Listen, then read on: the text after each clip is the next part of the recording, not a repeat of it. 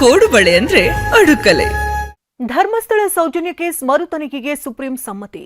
ಫುಟ್ಪಾತ್ನಲ್ಲಿ bike ಓಡಿಸಿದ್ರೆ 5,000 ರೂಪಾಯಿ ದಂಡ ಹಾಕಬೇಕು ಎಂದ ಕೃಷ್ಣ ಭೈರೇಗೌಡ. ಕದಂಬ ನೌಕಾನೆಲೆಯಲ್ಲಿ ಮಾಲ್ವಾನ್ ಯುದ್ಧ ನೌಕೆ ಲೋಕಾರ್ಪಣೆ. ಈ ಸುದ್ದಿಗಳನ್ನು ನೋಡೋಣ ಸಮಗ್ರ ನ್ಯೂಸ್ ಟಾಪ್ನಲ್ಲಿ.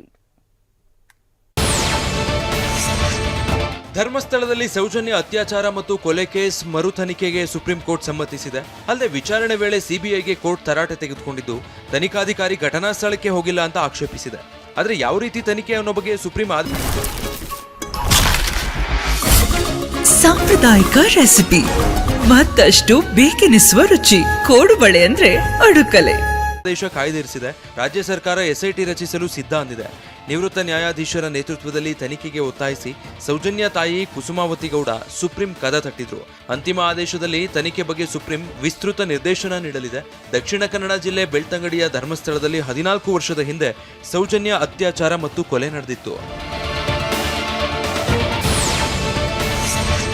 ಫುಟ್ಪಾತ್ನಲ್ಲಿ ಬೈಕ್ ಓಡಿಸಿದ್ರೆ 500 ರೂಪಾಯಿಗೆ ಬದಲು ದಂಡವನ್ನು 5,000 ರೂಪಾಯಿಗೆ ಹೆಚ್ಚಿಸುವಂತೆ ಬೆಂಗಳೂರು ಉಸ್ತುವಾರಿ ಸಚಿವ ಕೃಷ್ಣ ಬೈರೇಗೌಡ ಒತ್ತಾಯಿಸಿದ್ದಾರೆ.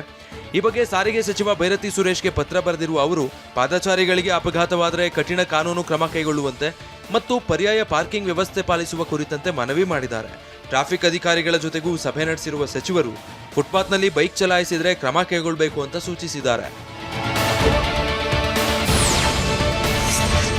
ಕೋಲಾರ ಜಿಲ್ಲೆಗೆ ಸಚಿವ ಸ್ಥಾನ ಸಿಗ್ಬೇಕನ್ನೋದು ನನ್ನ ಬೇಡಿಕೆ, ಆದ್ರೆ ತೀರ್ಮಾನ ಮಾಡೋದು ಮನಸ್ಸು ಮಾಡೋದು ಹೈಕಮಾಂಡ್ ಅಂತ ಕೋಲಾರದಲ್ಲಿ ಉಪಮುಖ್ಯಮಂತ್ರಿ ಡಾಕ್ಟರ್ ಜಿ ಪರಮೇಶ್ವರ್ ಹೇಳಿದ್ದಾರೆ. ಕೋಲಾರ ಜಿಲ್ಲೆಗೆ ಸಚಿವ ಸ್ಥಾನ ಸಿಗುತ್ತೆ ಅನ್ನೋ ಆಶಾಭಾವನೆ ಇದೆ. ನಾನು ಆಶಾವಾದಿ. ಕೋಲಾರ ಜಿಲ್ಲೆಗೆ ಸಚಿವ ಸ್ಥಾನ ಸಿಗಲಿದೆ. ಹೊಸ ಸಿಎಂ ನನಗೂ ಆಶಾಭಾವನೆ ಇದೆ ಅಂದ್ರು. ಕೋಲಾರ ಜಿಲ್ಲೆಯಲ್ಲಿ ಬರ ಪರಿಶೀಲನೆ ನಡೆಸಿದ ಡಿಸಿಎಂ ಅಧಿಕಾರಿಗಳಿಂದ ಮಾಹಿತಿ ಪಡೆದ್ರು. ಕದಂಬ ನೌಕಾನೆಲೆಯಲ್ಲಿ ಮಾಲ್ವಾನ್ ಯುದ್ಧ ನೌಕೆ ಲೋಕಾರ್ಪಣೆಗೊಂಡಿದೆ. ಭಾರತೀಯ ನೌಕಾಪಡೆಗೆ ಸ್ವದೇಶಿ ನಿರ್ಮಿತ ಯುದ್ಧ ನೌಕೆ ಸೇರ್ಪಡೆಯಾಗಿದೆ. ಉತ್ತರ ಕನ್ನಡ ಜಿಲ್ಲೆಯ ಕಾರವಾರದಲ್ಲಿರುವ ಏಷ್ಯಾದ ಅತಿ ದೊಡ್ಡ INS ಕದಂಬ ನೌಕಾನೆಲೆಯಲ್ಲಿ ಸೇರ್ಪಡೆಯಾಗಿದೆ. ಭಾರತೀಯ ವಾಯುಸೇನೆ ಮುಖ್ಯಸ್ಥ ಅಮರ್ಪ್ರೀತ್ ಸಿಂಗ್ ಉಪಸ್ಥಿತರಿದ್ದರು. ಕೇರಳದ ಕೊಚ್ಚಿ ಶಿಪ್ ಯಾರ್ಡ್ನಲ್ಲಿ 80% ಸ್ವದೇಶಿ ತಂತ್ರಜ್ಞಾನ ಬಳಸಿ ಈ ನೌಕೆಯನ್ನು ನಿರ್ಮಿಸಲಾಗಿದೆ.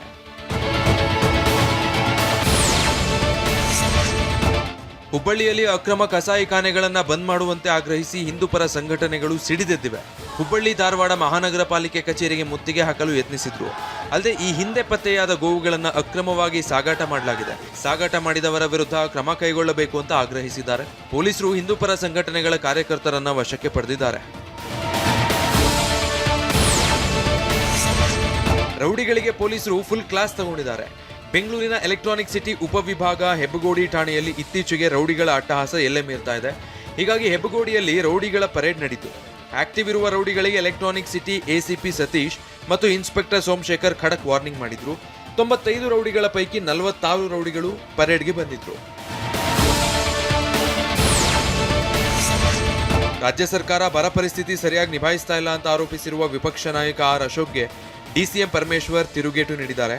ಕೋಲಾರದಲ್ಲಿ ಬರ ಪರಿಸ್ಥಿತಿ ಅಧ್ಯಯನ ಸಭೆ ನಂತರ ಮಾತನಾಡಿದ ಅವರು, ಎಲ್ಲವನ್ನೂ ನಾವು 14 ಸಚಿವರು ಸಮರ್ಥವಾಗಿ ನಿಭಾಯಿಸ್ತಿದ್ದೀವಿ. ರಾಜ್ಯದಲ್ಲಿ ಯಾವುದೇ ಶಾಸಕರಿಗೆ ಮನಸ್ತಾಪ ಇಲ್ಲ. ಖಾತೆ ವಿಚಾರದಲ್ಲಿ ಯಾವುದೇ ಸಚಿವರಿಂದ ಖ್ಯಾತೆ ಇಲ್ಲ. ಬರ ಪರಿಹಾರಕ್ಕಾಗಿ ಪ್ರತಿ ಜಿಲ್ಲೆಗೂ ಸಾಕಷ್ಟು ಅನುದಾನ ಇರಿಸಿದ್ದೀವಿ ಎಂದರು.